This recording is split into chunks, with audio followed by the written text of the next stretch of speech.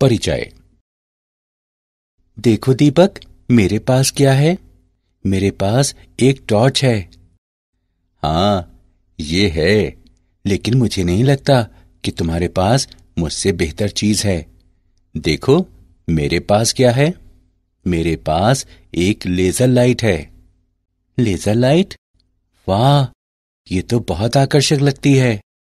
तुम्हें पता है, मेरे पिता ने मुझे ये मेरे जन्मदिन पर उपहार में दी थी। मेरे पिता ने मुझे बताया कि ये आंखों के लिए बहुत खतरनाक होती है। लेकिन एक प्रकाश हमारी आंखों को किस तरह नुकसान पहुंचा सकता है? वास्तव में यह संकीर्ण आवृत्ति वाला प्रकाश होता है तथा इसका प्रयोग भौतिकी के क्षेत्र में किया जाता है। क्या तुम मुझे इस बारे में और अधिक बता सकते हो? हाँ हाँ, बिल्कुल। बच्चों, इस पाठ में आप विकिरण तथा द्रव्य की द्वैत प्रकृति के बारे में सीखेंगे। उद्देश्य।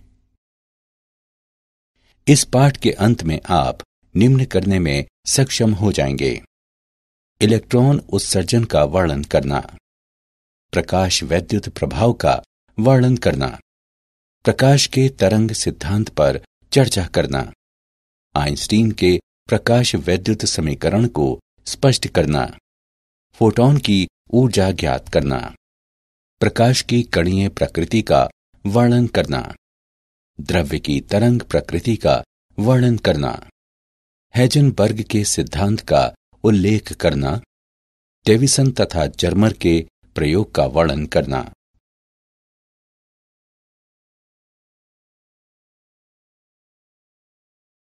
इलेक्ट्रॉन उत्सर्जन। धातुएं कहलाने वाले कुछ ठोसों में बाहरी कक्षाओं में इलेक्ट्रॉन अपने मातृ परमाणु से इतनी शिथिलता पूर्वक बंधे होते हैं कि वे एक परमाणु से अन्य परमाणु में आसानी से जा सकते हैं और ठोस में विचरण कर सकते हैं। ये इलेक्ट्रॉन मुक्त इलेक्ट्रॉन कहलाते हैं क्योंकि ये ठोस के अंदर स्वतंत्र होते हैं। हालांकि ये अपने आप ठोस से बाहर नहीं निकल सकते। ये मुक्त इलेक्ट्रॉन धातु पृष्ठ के भीतर आयनों के आकर्षण और पृष्ठ बलों द्वारा रोक कर रखे जाते हैं। अतः इलेक्ट्रॉनों को धातु पृष्ठ से बाहर निकालने के लिए एक निश्चित न्यूनतम ऊर्जा की आवश्यकता होती है। इलेक्ट्रॉन को धातु पृष्ठ से बाहर उत्सर्जित कराने के लिए आवश्यक ऊर्जा की न्यूनतम मात्रा धातु का कार्यफलन φ0 कहलाती है। धातु पृष्ठ से इलेक्ट्रॉन उत्सर्जन के लिए आवश्यक ये न्यूनतम ऊर्जा कार्यफलन धातु में निम्न में से किसी तरीके से आपूर्ति की जा सकती है: क्षेत्र उत्सर्जन।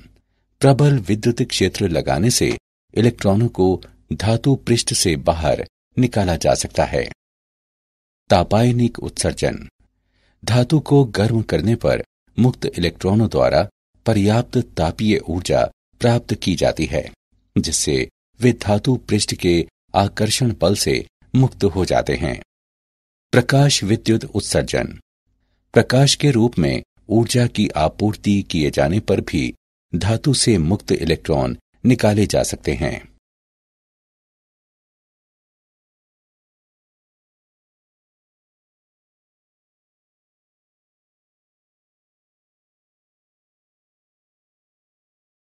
प्रकाश विद्युत प्रभाव।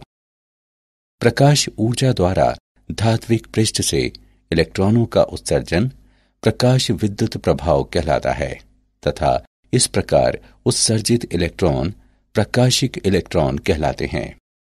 हर्त्ज के प्रेक्षण। स्फुलिंग विसर्जन विधि से विद्युत चुंबकीय तरंगों को उत्पन्न करने वाला एक प्रयोग करते समय हर्त्ज ने प्रेक्षण किया कि कैथोड को किसी आर्क लैंप से पराबैंगनी प्रकाश द्वारा प्रदीप्त करने पर धातु इलेक्ट्रोडों के पार उच्च वोल्टता स्फुलिंग अधिक हो जाता है। हर्त्ज अपने प्रेक्षणों की व्याख्या नहीं कर सका, लेकिन अन्य वैज्ञानिकों ने ये किया। उन्होंने बताया कि धातु की प्लेट से इलेक्ट्रॉनों के उत्सर्जित होने के कारण उच्च आवृत्ति वाले प्रकाश का आपतित होना है। ये प्रकाश विद्युत प्रभाव कहलाया।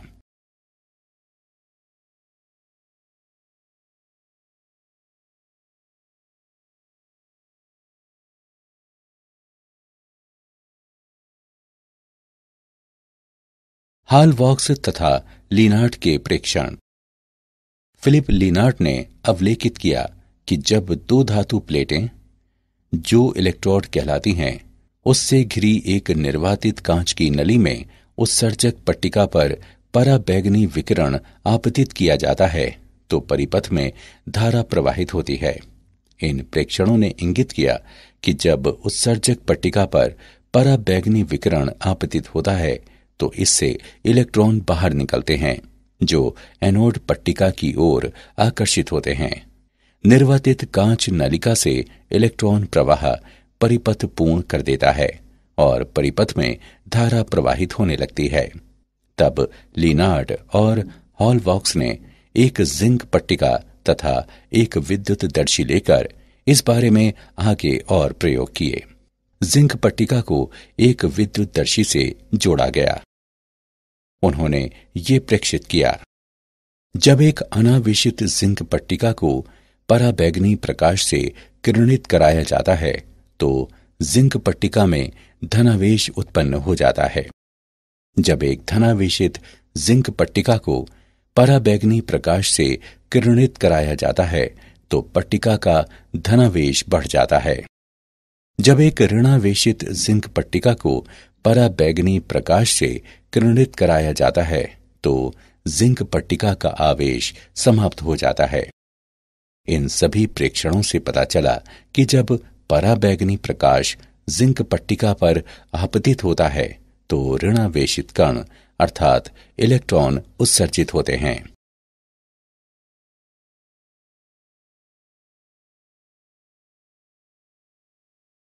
प्रकाश विद्युत प्रभाव का प्रायोगिक अध्ययन। उपकरण एवं परिपथ। नली में दो इलेक्ट्रोड P और Q हैं तथा पाश में क्वार्ट्ज गवाक्ष है, जिससे प्रयोग के समय पराबैंगनी किरणें पार हो जाती हैं। गवाक्ष के सामने विकिरण का एक स्रोत इस तरह उपयुक्त रूप में रखा गया है कि विकिरण Q पर आपतित होता है। P और Q शून्य केंद्र के साथ एक वोल्ट मीटर से जुड़े हैं। आवश्यक वोल्टता प्रदान करने के लिए हम एक उच्च वोल्टता वाली बैटरी B को विभव विभाजक व्यवस्था Mn पर कुंजी K के साथ संयोजित करते हैं। प्रकाश विद्युत धारा पर प्रकाश की तीव्रता का प्रभाव।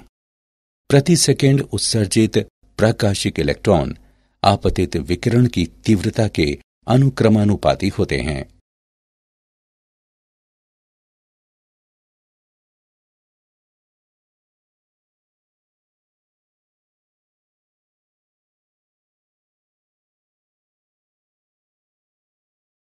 प्रकाश विद्युत धारा पर विभव का प्रभाव। वक्र A आपतित विकिरण की निम्न तीव्रता के लिए और वक्र B आपतित विकिरण की उच्च तीव्रता के लिए है। विभव में वृद्धि के साथ फोटो विद्युतीय धारा में भी बढ़ोतरी होती है। नियत विभव के लिए धारा महत्तम यानी उच्चिष्ट होती है। विभव में वृद्धि के बाद भी धारा में वृद्धि नहीं होती है और ये संतृप्त धारा कहलाता है। माना कि P विभव अब शून्य है।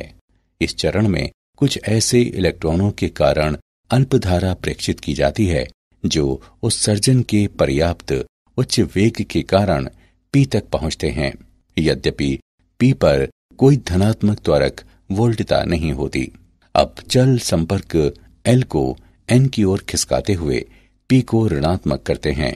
धारा तेजी से गिरती है और -V शून्य विभव के नियतमान पर धारा शून्य हो जाती है तथा प्रकाश विद्युत उत्सर्जन पूर्णतया रुक जाता है।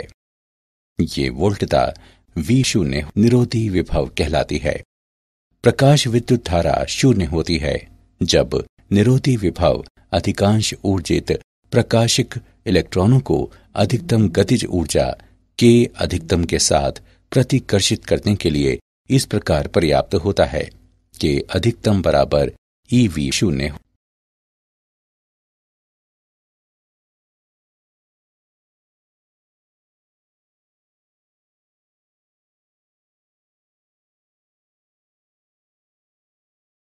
निरोधी विभव पर आपतित विकिरण की आवृत्ति का प्रभाव।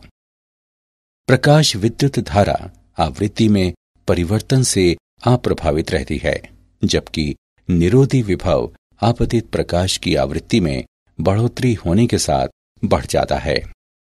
यदि हम आपतित प्रकाश की आवृत्ति यानी V के सापेक्ष निरोधी विभव V शून्य के लिए एक ग्राफ अंकित करें तो ये एक सीधी रेखा के रूप में प्राप्त होता है।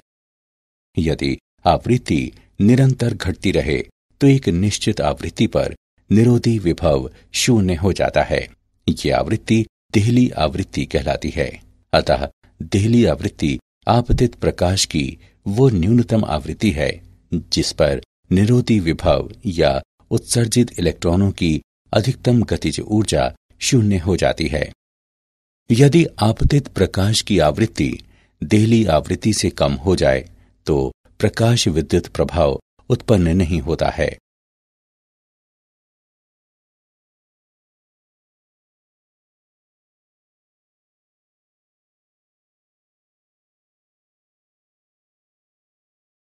प्रकाश विद्युत प्रभाव तथा प्रकाश का तरंग सिद्धांत। तरंग सिद्धांत के अनुसार प्रकाशिक इलेक्ट्रॉनों की गतिज ऊर्जा आपतित प्रकाश की तीव्रता पर ही निर्भर होनी चाहिए, लेकिन प्रायोगिक प्रेक्षणों के अनुसार प्रकाशिक इलेक्ट्रॉनों की गतिज ऊर्जा आपतित प्रकाश की तीव्रता पर निर्भर नहीं होती। तरंग सिद्धांत के अनुसार किसी भी आवृत्ति का प्रकाश की पर्याप्त तीव्रता होने पर धात्विक पृष्ठ से इलेक्ट्रॉन उत्सर्जित कर सकता है, लेकिन प्रायोगिक प्रेक्षणों के अनुसार देहली आवृत्ति से कम आवृत्ति का प्रकाश इलेक्ट्रॉनों को उत्सर्जित नहीं करा सकता, आपतित प्रकाश की आवृत्ति चाहे जो भी हो। तरंग सिद्धांत के अनुसार प्रकाश तरंगों द्वारा स्थानांतरित ऊर्जा किसी विशेष इलेक्ट्रॉन में नहीं जाती, बल्कि ये एक समान वितरित होती है, जिससे इलेक्ट्रॉनों के उत्सर्जन में कुछ समय लगता है।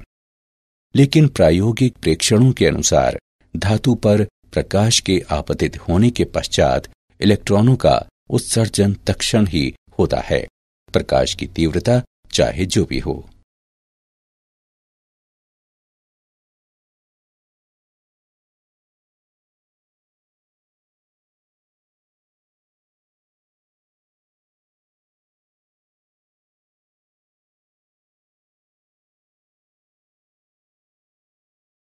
आइंस्टीन का प्रकाश विद्युत समीकरण, विकिरण का ऊर्जा क्वांटम। प्रकाश ऊर्जा के छोटे बंडलों के रूप में प्रसारित होता है, जो क्वांटा या फोटॉन कहलाते हैं। प्रत्येक फोटॉन की ऊर्जा h न्यू होती है, जहां न्यू प्रकाश की आवृत्ति तथा h प्लांक का स्थिरांक है। h का मान 6.62 गुणे 10⁻⁻34 जूल सेकेंड होता है। यदि इलेक्ट्रॉन फोटॉन से उससे अधिक मात्रा में ऊर्जा अवशोषित करता है, जितनी ऊर्जा धातु के पृष्ठ से बाहर निकल जाने के लिए आवश्यक होती है फाई शून्य, तो इलेक्ट्रॉन अधिकतम गतिज ऊर्जा से उत्सर्जित होता है। के अधिकतम बराबर h न्यू माइनस फाई शून्य। ये समीकरण आइंस्टीन का प्रकाश विद्युत समीकरण कहलाता है। महत्वपूर्ण बिंदु, धातु के पृष्ठ से इलेक्ट्रॉन के उत्सर्जन के लिए h न्यू फाई शून्य से अधिक है। ये दर्शाता है कि कार्यफलन फाई शून्य जितना अधिक होगा, इलेक्ट्रॉन उत्सर्जित करने के लिए आवश्यक देहली आवृत्ति भी उतनी ही अधिक होगी। उपलब्ध फोटॉनों की संख्या जितनी अधिक होगी, उतनी अधिक संख्या में इलेक्ट्रॉन फोटॉनों से ऊर्जा अवशोषित करेंगे और इस तरह से धातु के पृष्ठ से उत्सर्जित होने वाले इलेक्ट्रॉनों की संख्या भी उतनी ही अधिक होगी। हम जानते हैं कि के अधिकतम बराबर EV शून्य और के अधिकतम बराबर एच न्यू माइनस फाई शून्य। इसलिए एच न्यू माइनस फाई शून्य बराबर ई वी शून्य, वी शून्य बराबर एच बटे ई गुणे न्यू माइनस फाई शून्य बटे ई। यदि हम न्यू को एक्स अक्ष पर तथा के अधिकतम को वाई अक्ष पर लेते हुए न्यू और वी शून्य के बीच एक ग्राफ अंकित करें तो ग्राफ एक सीधी रेखा के रूप में होगा, क्योंकि समीकरण y बराबर एम एक्स प्लस सी के रूप में है। रेखा m का ढाल बराबर h बटे ई, जो कि एक सार्वत्रिक नियतांक है।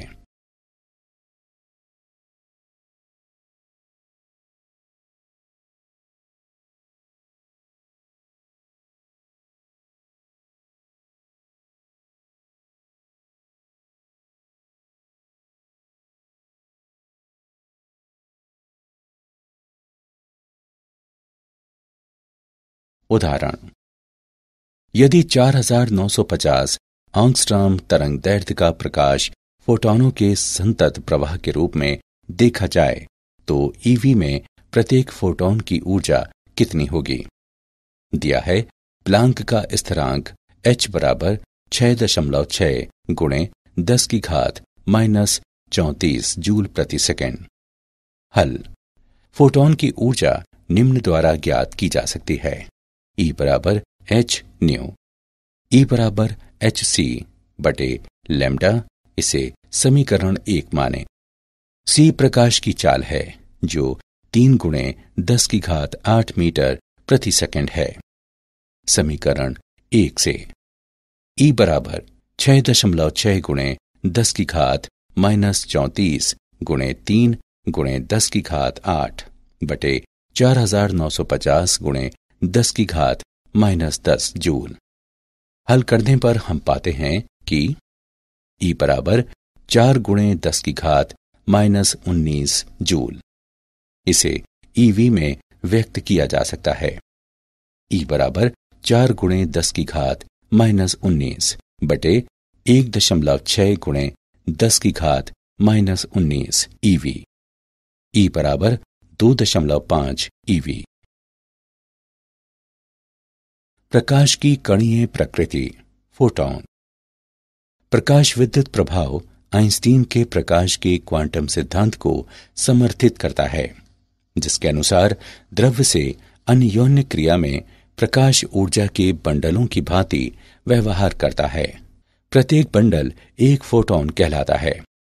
प्रकाश के फोटॉन चित्रण को निम्नानुसार संक्षेपित किया जा सकता है। जब विकिरण द्रव्य से अन्योन्य क्रिया करता है तो ये इस प्रकार व्यवहार करता है जैसे कि ये फोटॉन कहलाने वाले कणों से बना हुआ हो। न्यू आवृत्ति तथा लैम्डा तरंग दैर्ध्य वाले प्रत्येक फोटॉन की ऊर्जा E बराबर एच न्यू बराबर एच सी बटे लैम्डा। फोटॉन का संवेग P बराबर एच न्यू बटे सी बराबर एच बटे लैम्डा, जहां C प्रकाश की चाल है। दी गई आवृत्ति के सभी फोटॉनों की समान ऊर्जा E बराबर एच न्यू होती है। फोटॉन वैद्युतिक रूप से उदासीन होते हैं, इसलिए वे विद्युत तथा चुंबकीय क्षेत्रों द्वारा विक्षेपित नहीं होते। फोटॉन इलेक्ट्रॉन अन्योन्य क्रिया में कुल ऊर्जा एवं कुल संवेग संरक्षित रहते हैं। हालांकि संघट्ट में फोटॉनों की संख्या संरक्षित नहीं की जा सकती, क्योंकि फोटॉन अवशोषित हो सकता है और विभिन्न ऊर्जाओं वाले नए फोटॉन सृजित किए जा सकते हैं, जिससे कुल ऊर्जा नियतांक रह सकती है, जो कि एच न्यू बराबर H new 1 plus H new 2।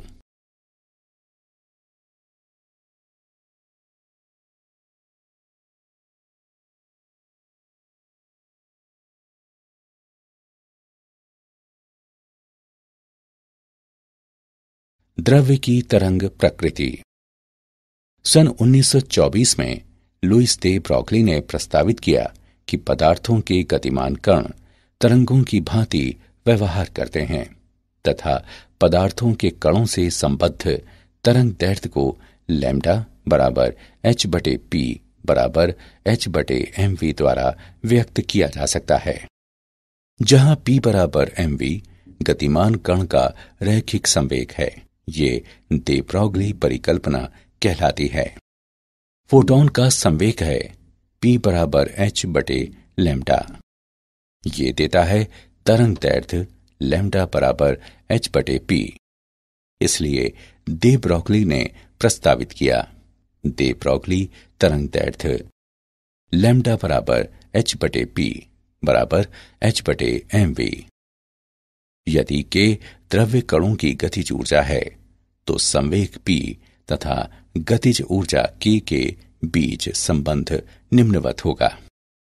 k बराबर 1/2 mv वर्ग बराबर 1/2 गुणे m गुणे p बटे m वर्ग बराबर p वर्ग बटे 2m या p बराबर 2mk का वर्गमूल। अतः दे ब्रॉगली तरंग दैर्ध्य लैम्डा बराबर एच बटे 2mk का वर्गमूल ये समीकरण 1 है। यदि v वोल्ट इलेक्ट्रॉन का त्वरक विभव है तो k बराबर ev। समीकरण 1 से लैम्डा बराबर h बटे वर्गमूल 2mev। m, e और h के मानों को प्रतिस्थापित करने पर हम पाते हैं कि लैम्डा बराबर 12.27 बटे v आंगस्ट्रॉम का वर्गमूल।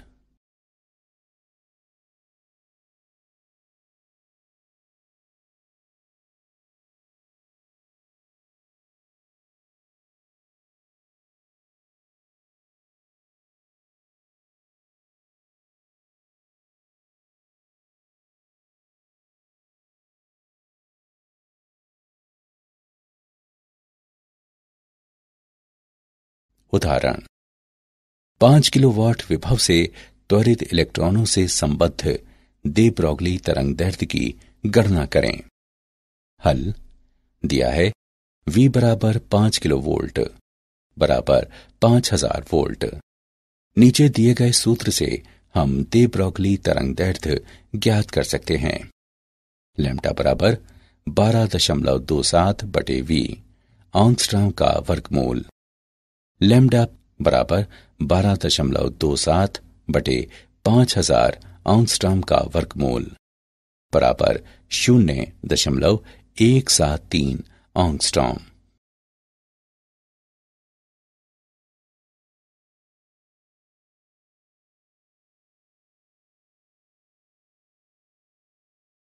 तरंग पैकेट।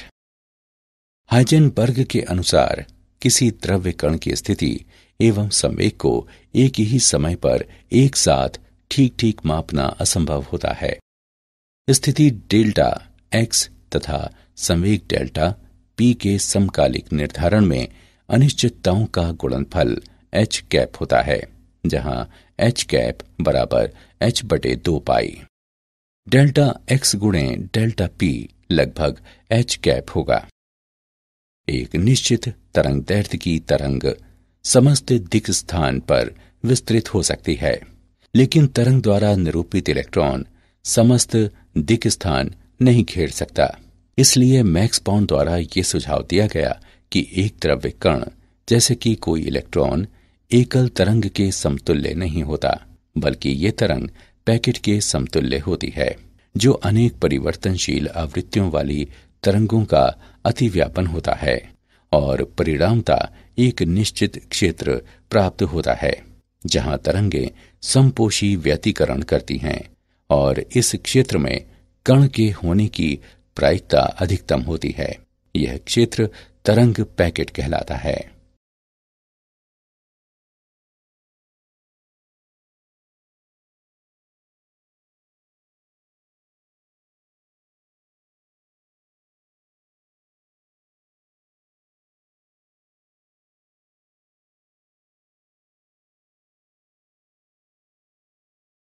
डेविसन तथा जर्मर प्रयोग। दिए गए चित्र में डेविसन तथा जर्मर के प्रयोग की प्रायोगिक व्यवस्था दर्शाई गई है। किसी उच्च वोल्टता ऊर्जा स्रोत बैटरी द्वारा उपयुक्त विभव बटे उल्टता का प्रयोग करते हुए तंतु द्वारा उत्सर्जित इलेक्ट्रॉनों को ऐच्छिक वेग तक त्वरित किया जाता है। इन्हें एक बेलन, जिसमें अक्ष के समांतर महीन छिद्र होते हैं, उससे पारित करके एक पतले किरण पुंज के रूप में समांतरित कर लिया जाता है। इस पुंज को निकिल क्रिस्टल के पृष्ठ पर डाला जाता है, जो लक्ष्य टी कहलाता है, जो आपतित पुंज दिशा के समांतर एक अक्ष पर घूम सकता है। क्रिस्टल के परमाणुओं द्वारा इलेक्ट्रॉन सभी दिशाओं में प्रकीर्णित होते हैं। किसी दिशा विशेष में प्रकीर्णित इलेक्ट्रॉन पुंज की तीव्रता को फैराडे सिलेंडर से मापा जाता है, जो संग्राहक सी कहलाता है। संग्राहक को वृत्ताकार मापनी एस पर घुमाया जा सकता है और ये सुग्राही गैल्वेनोमीटर से जुड़ा रहता है। गैल्वेनोमीटर में विक्षेप संग्राहक में प्रवेश करने वाले प्रकीर्णित इलेक्ट्रॉन पुंज की तीव्रता के अनुक्रमानुपाती होता है। प्रकीर्णित पुंज की तीव्रता का प्रकीर्णन कोण थीटा के साथ परिवर्तन को विविध इलेक्ट्रॉन ऊर्जाओं के लिए मापा जाता है। दे ब्रॉगली संबंध से 54 EV इलेक्ट्रॉनों से संबद्ध दे ब्रॉगली तरंगदैर्ध्य भी निर्धारित किया जा सकता है। इसके लिए इलेक्ट्रॉनों को 54V के विभवांतर से त्वरित कराया जाता है। लैम्डा बराबर h/p बराबर 1.227/v नैनोमीटर का वर्गमूल बराबर 1.227/54 नैनोमीटर का वर्गमूल बराबर 0.166 नैनोमीटर। इस प्रकार डेविसन जर्मर प्रयोग द्रव्य कणों की तरंग प्रकृति के बारे में दे ब्रॉगली की परिकल्पना का प्रत्यक्ष सत्यापन करता है।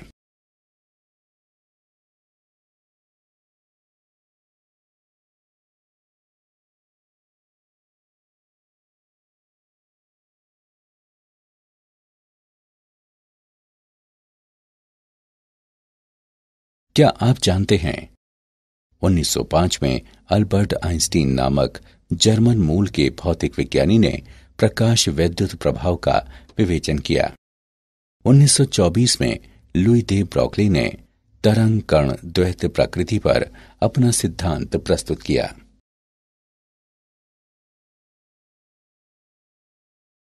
सारांश। आइए हमने जो कुछ सीखा है उसे संक्षेप में दोहराएं।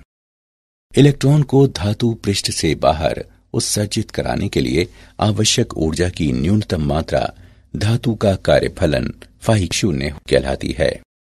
ऊर्जा की आपूर्ति निम्न 3 प्रकार से की जा सकती है: क्षेत्र उत्सर्जन, तापायनिक उत्सर्जन और प्रकाश विद्युत उत्सर्जन। प्रकाश ऊर्जा द्वारा धात्विक पृष्ठ से इलेक्ट्रॉनों का उत्सर्जन प्रकाश विद्युत प्रभाव कहलाता है तथा इस प्रकार उत्सर्जित इलेक्ट्रॉन प्रकाशिक इलेक्ट्रॉन कहलाते हैं। प्रकाश विद्युत प्रभाव निम्न पर निर्भर होता है: आपतित प्रकाश की तीव्रता, प्रयुक्त विभव और आपतित प्रकाश की आवृत्ति।